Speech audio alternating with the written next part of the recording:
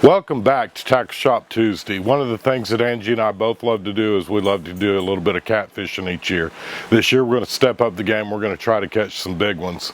Part of that process has led me to a new tool that we may need. And if you guys have been catfishing for a long time, you're already familiar with what they call a flexible sinker, something that looks kind of like this or this. My initial thoughts was, hey, what about just trying to put a swivel hook on some wire? It's copper, but it's not that heavy. So after a little bit of debate and some thoughts, I came up with this idea. Again, this is just trying to save money because you can buy these. They're pre-made and they're about $5 a piece if you want to go and buy them. And basically what it is it's a flexible weight. A lot of your guys, and we're going to go back to what they call the Santee Lakes. This is a lake out in North Carolina, huge lake out east. And basically the guys that originally kind of invented this method of fishing is they would be drifting along, and long story short, what we've been doing is we've been going down below the dam at Lake of the Pines. I know that there's got to be some decent sized catfish down there. The problem that I was having is tying on a big sinker and then letting it go down on the bottom and using kind of that Santee rig with a float that would suspend my bait up above. I had two really good hookups a couple of days ago. The problem was when you go to set the hook and start reeling it in, the sinker was getting hung up, whether it be in the rocks, in the trees. I have no idea. There's no telling what all kinds of structure is down below the dam at Lake of the Pines. But the one thing that I'm trying to come up with is an idea to where I can get my bait where I want it, get the float holding the bait up above. I need a sinker that's heavy enough to kind of hold the bait in the right area. But if it needs to be breakaway, I'd rather it only cost me $1 instead of $5. So we're gonna, and on this Tackle Shop Tuesday, I'm gonna show you how we're making this out of some $4 rope and some egg sinkers from Walmart. We're gonna turn you around. We're not gonna be at the fly tying station today. We're just gonna go over to the assembly table. We're gonna cut up some rope. We're gonna use a rope tool to stretch the rope out, shove the sinkers in, tie some 40-pound string on it, and then kind of seal it up a little bit between a lighter, a little bit of heat shrink, and then the actual material of the rope melting itself. So let's get to this video. Again, this rope's $3.73 for 25 feet, a 10-pack. They're 1/4 ounce for $1.30. So for starters, we're going to cut this rope 8 to 10 inches long. The measurement isn't really that critical. We're leaving a bunch of excess or extra so that we have room to work with. Next up, we're going to grab you a pair of pliers and we're going to pull this core out. Once you get that center core out, it pulls right out. Next thing we're going to do is we're going to burn this end right here. We're just going to smash that down, and then it's going to basically seal off this end down here. Now then, we're going to just cut off this frayed end down here just to give us something smooth to start with. Again, we left plenty of excess. This is a regular rope tool. We're going to shove it in, and the way it works is this rope works kind of like the finger cuffs that you would have seen when you was a kid. And we're just going to keep lacing this in here and see how now this sheath is much fatter than it was, and you can kind of smash it down like this. Leave it there for a second. Next thing we're going to do is we're going to get some of this 40-pound trilene. This is the same stuff that we use to make our jugs. If you watch the jug line video, we're just going to tie this in a knot.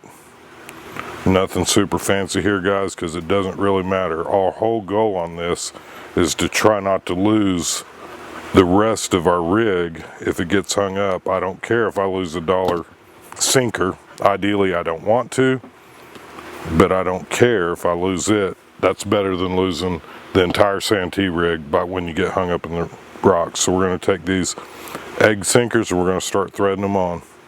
We're going to use 8 because I'm going for 2 ounces. These are 1/4 ounce weights.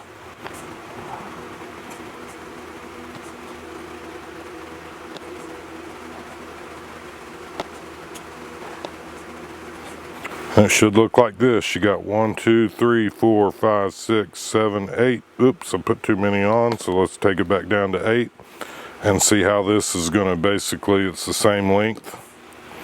So we're going to grab this in our hand and try to hold that flat, and these should essentially drop right down in there. You may have to work it a little bit, but it's basically going to drop right down in there. And then, I don't know if you've seen what happened just then, but we've got some of these weights are starting to spread out. So we need to bunch this back up, shake it, and get those down there to where they're all basically touching each other.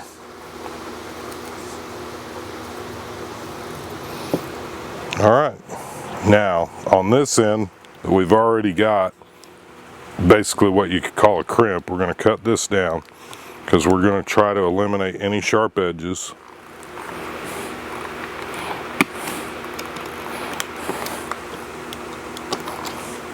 And then we're going to fold that over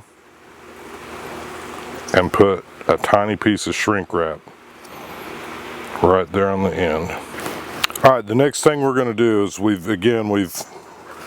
got this shrink wrap down on that bottom piece that we've got folded over. That's just going to ensure that that isn't going to come out or you're going to lose your sinkers that direction. It shouldn't really matter because we've got this 40-pound string going all the way through it. Next thing we're going to do is we're going to shove this thing back through here, and then we're going to run it out just like that.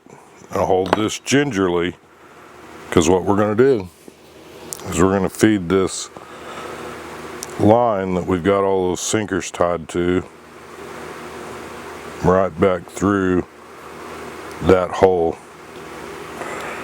Grab it. Now again, see where all this is frayed? We don't need all that excess. We're going to cut that off one more time to clean it up. We're going to lightly burn that just to melt it, to keep it from fraying while we bend it over. And you don't want to put a whole lot of heat on that because, as you've seen on the last little episode, it'll get stiff on you real quick if you're not careful. All right, so the next thing we're going to do is we're going to feed this line through this other half of that piece of shrink wrap that we've already cut. And we're going to work it over this edge right here, kind of pull on that. And that's what we want. We want that covering up that fold that we've got up here. That will tighten that up, and that'll tighten that end up. Let's go ahead and we're just going to do a figure-8 knot right here. You'd think I'd never tied a knot before. Figure-8 knot right there, pull it taut. Now we're going to cut that excess tag end off right next to your thumb, but don't cut your thumb.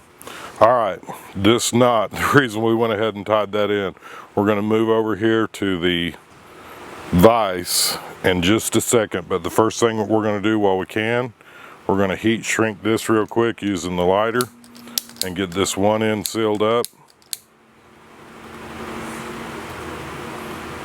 to where we don't have to worry about it going anywhere. Give me a second and we're going to work on over to the vise grip. We're going to hook this on there like that and then stretch this out so we can get this other end. Last step, we're going to go ahead and run the heat shrink, run the lighter on it, and that's going to seal up this end and this flap that we've got hilt folded over. Big thing right here that I learned from the first couple of these I tried to make, I tried to run this heat shrink up here. I think it's twofold. Number one, it's going to create a drag point, a place for you to get hung up, and then you also risk melting that. Now this loose rope right in here, we're going to heat it up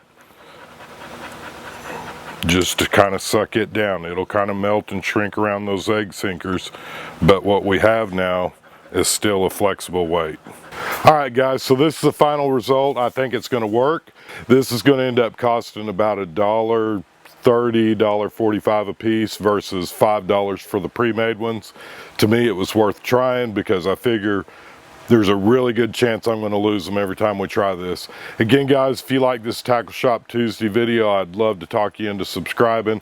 Put your comments down below. Let me know, do you think this is going to make for a great catfishing rig or not? Comment down below. And until next week's video comes out, be sure to check out one of our playlists that we've made especially for you. Guys, it's hot out here. It's heating up. The catfishing's heating up. I can't wait to bring you our personal best catfish this year in deep East Texas. We hope you all have a blessed week. And let's get outside and make something happen.